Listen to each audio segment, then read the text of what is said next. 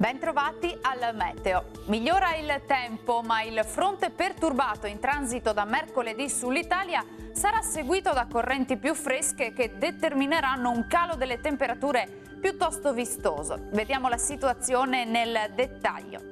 Sul Veneto avremo un tempo più asciutto e stabile dappertutto, salvo per qualche residuo piovasco al mattino sul Rodigino. Sarà di nuovo il sole a prevalere e il cielo si presenterà sereno o al massimo poco nuvoloso. Clima frizzante con temperature minime tra 6 e 12 gradi, valori massimi compresi invece tra 18 e 20 gradi. Anche sul Friuli Venezia Giulia poi torna il bel tempo, sarà infatti una giornata soleggiata su tutti i settori, ma anche in questo caso le temperature saranno in lieve calo, le minime saranno comprese tra 10 e 15 gradi, le massime tra i 18 e i 19 gradi.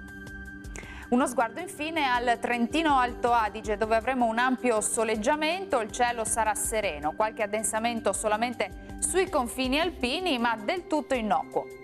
Temperature in diminuzione, minime sui 9 gradi, massime tra 20 e 21 gradi circa. Bene, dal meteo di Antenna 3 per ora è tutto. Arrivederci.